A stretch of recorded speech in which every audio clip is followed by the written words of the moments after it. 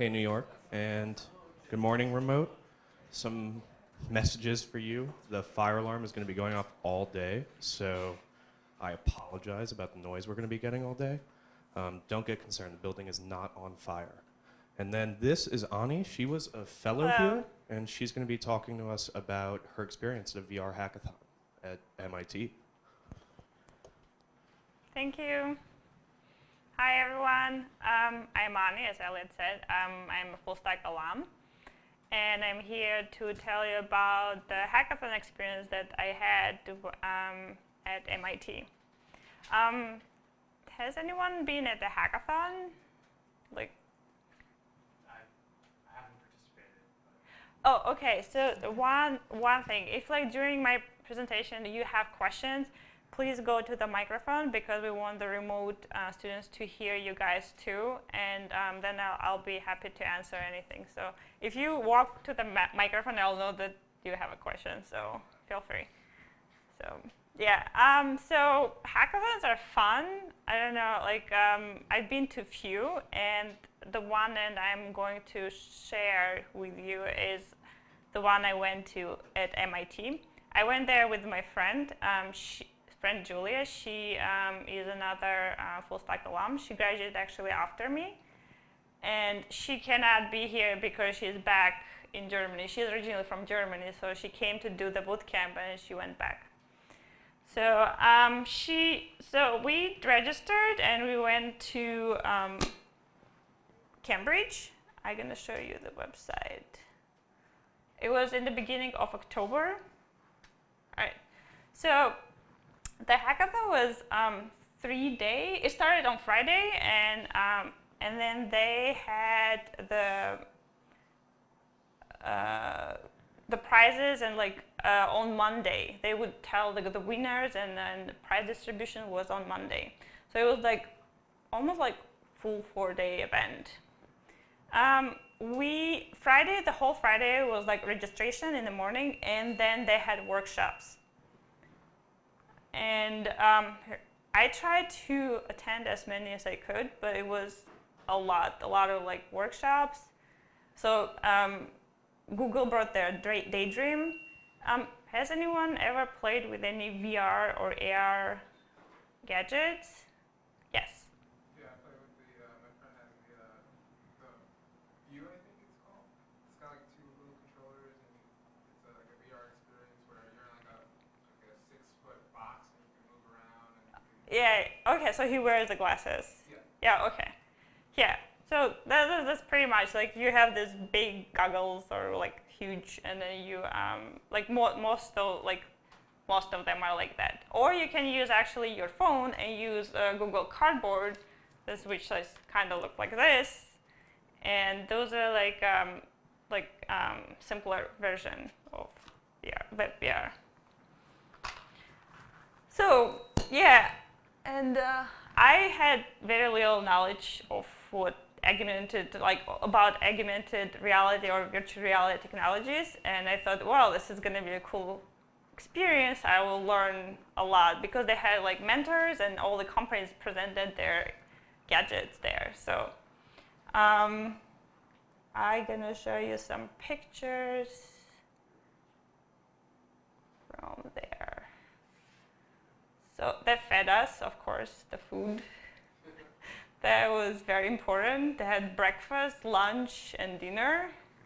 So okay, this is the team that the volunteers and organizers. And oh, this is like prizes. Hold on. Something wrong is with this at the end. Let me start from the beginning. Looks like it's not sorted, but okay. So this is during the hackathon. I cannot see myself, but I was here. This is like one of the rooms. They had like two big rooms where people teamed up and they were hacking all day, like 2 days. And most people were doing trying to build something with Unity. Unity, it's a platform where you write with Java or C# and C++, I believe. And I went there without like really like having experience with Unity, and I thought, well, during 2 days I'm not gonna really learn much, and I won't be able to build much. Can I really use like JavaScript knowledge that I learned here at the bootcamp there? So I asked one of the organizers, and he said, well, you can use you can create web VR with JavaScript, and there's a framework called A-Frame, and that's what we ended up using because like I wanted to use my like recent knowledge and see what I can build with it. So yeah, this is. Let me see if I have a picture. Those are the workshops. This was like, they had workshops for Unity. I tried to install and play around, and I understood that like within a day, it's like I won't be able to accomplish too much. This is the food. Yeah, it was really good. I mean, it was very like well organized. They like made sure that everyone is fed and happy.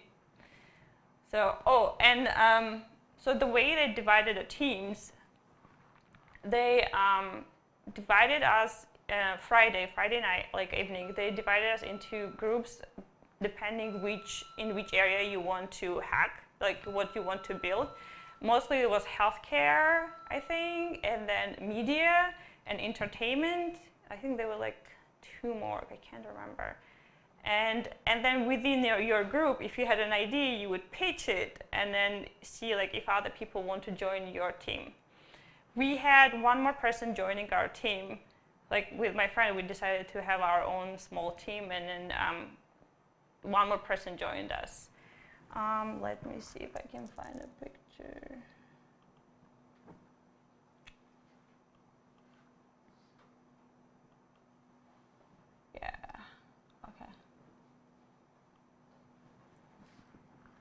Okay, this was my team. Yeah. So we built, so what we wanted to build like web environment where you can collaborate with your friends, like kind of hang out in your own picture and then talk about it and discuss it. Originally, idea was to create kind of like escape room, but we kind of pivoted from it and wanted to do something more like a social thing, where you can upload a picture and then just talk about, discuss it, or do something. And this is what we came up with. All right. So let's say this is a picture. You're here, and then you can see, and then we had a chat. You guys actually can go online and join the chat, and you can chat. So you have to all log in with your Facebook. We're not taking any information from you, so all you have is like it takes just your name, and you can chat, and it's like it's real time. So let's say.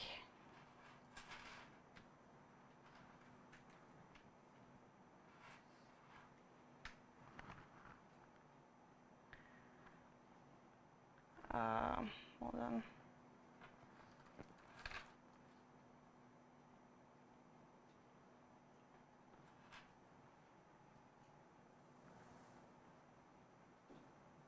Didn't go through.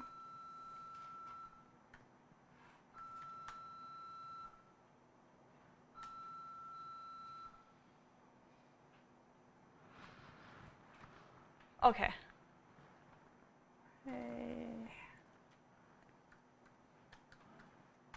All right, so it works. Okay. So if I refresh this, it's still gonna work. Okay. So yeah, so you can see like 360, the picture, and then if you click, oh, I clicked it already. So if you change something on one, on your side, it will change for the other person too. So this is like really like all we could get working. We got, I don't know, I don't think you played with sockets yet. Oh, okay. And So we used sockets to have this communication, like a real-time communication between two clients. And we used Firebase. It's a database for the chat. It's a database that persists your chat messages. And it's like it pushes the changes to the other client. So that's like how the chat works. And we used Angular. You guys are not going to learn Angular. We're going to do React for the front end. But it's like a different framework that we used. So you can, if you go to another picture, so it's a different chat. So you can do stuff here. It's like it's on its own. So let's say here.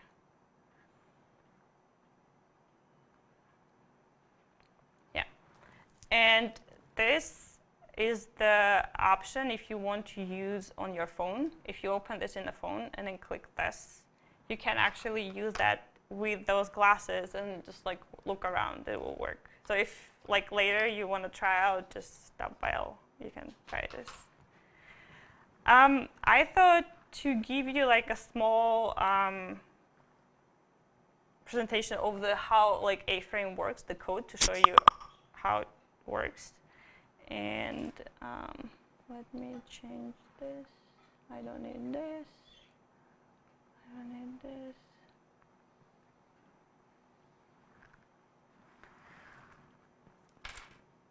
All right.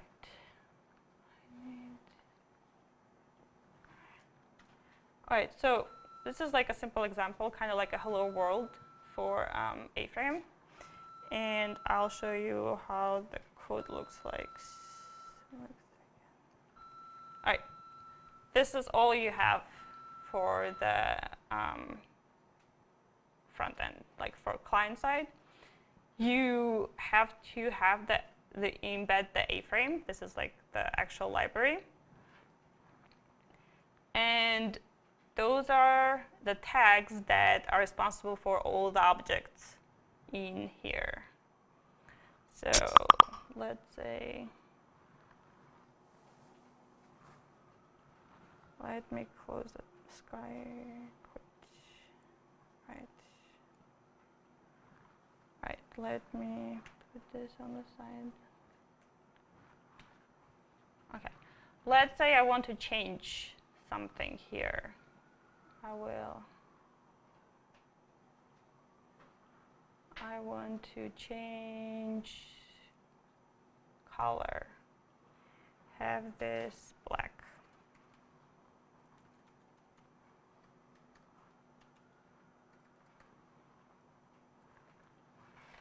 Yeah, so it will change the color to black.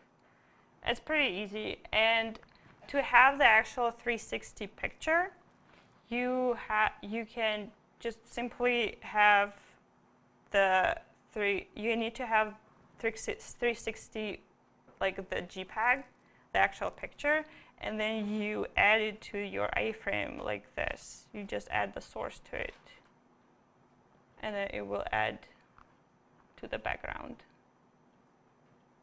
Like you can see this. Another cool thing you can do, you can actually add this to your objects.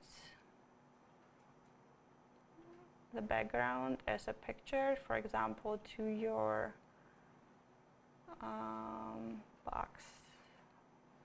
I have another one too. Okay, this will add the texture to the actual box.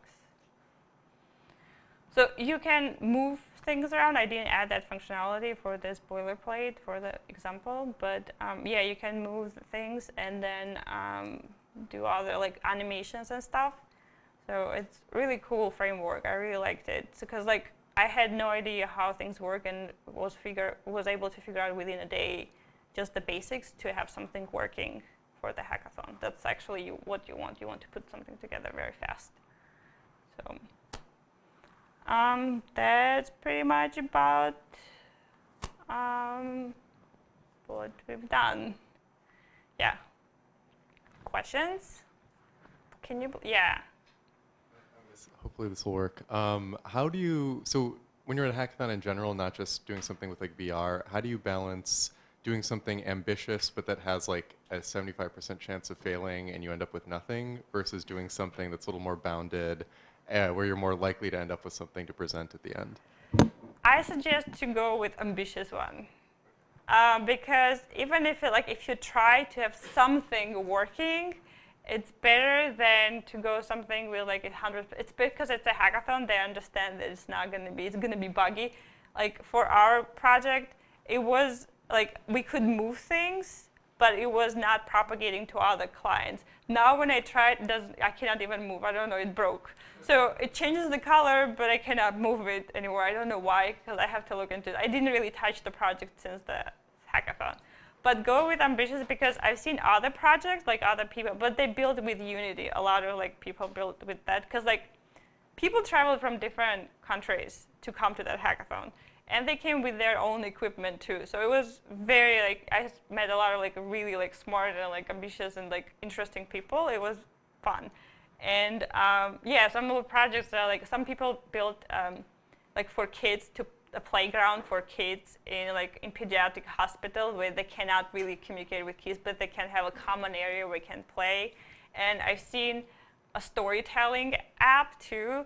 So they would type, for example, once upon a time there was a princess and dragon, and it will appear right there, like in 3D on the screen. So and you can see like in Google Glasses or VR glasses. So it was like very cool. Yeah. So. Go with ambitious. I mean, you can pivot later, like see, okay, this is like maybe we want, but you want to have to show, you want to be able to show something that works, even if it's like half done. Yeah. Any other questions? Yeah. Is there anything that you wish you'd known or been prepared for going into it? Yes. So I've been to probably only 3 hackathons so far, and it's good to do more research about the companies who sponsor hackathon and technologies that are going to be used. So, and then have some boilerplates for your initial setup, because it took me some time to set up the server and the backend, which is not essential for the actual hackathon, but it takes a lot of time to make it work. So go prepared and go. It's good to go with one person at least, with you, a friend, and then you can recruit other people. And try not to go, not to have a team more than 4 people. 4 or 5 people is because then it gets harder to manage the team and divide the work because you don't really have time to do a lot of planning. So you want to have get there and coding. It's good to have a designer in your team and developers. So there's it will be a good combination. That's I wish I knew A-Frame before I went there, so I didn't spend time learning it right there. But it was fun, and I realized it's not that hard, but it's very, very doable. Anything else? Yeah, go to hackathon. They're fun. Especially, they feed you. They have mentors. They were very supportive. This MIT hackathon was very well organized because so originally our team was we had person, then she could not come, and then another person joined later, the third person on a picture. He joined later, and halfway through on Saturday. So it helped a lot because we were running really behind, and you never know. Maybe someone is will not be able to make it. Something happens, and then we went to the organizers, and I told them, and I was about to give up and go home, and he's no, it's you just slack and say that you need one more team member, and then I slacked it, and someone joined. So it's just go till the end.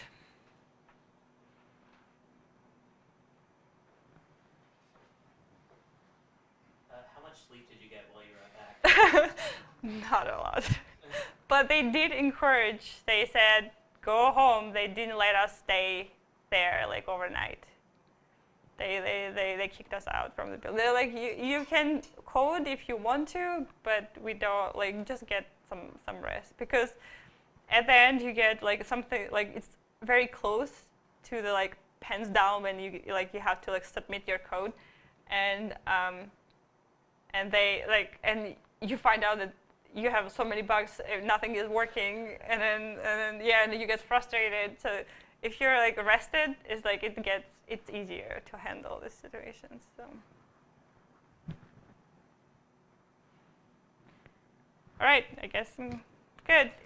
Anyone, if you want to try, come stop by. I'll be happy to show you.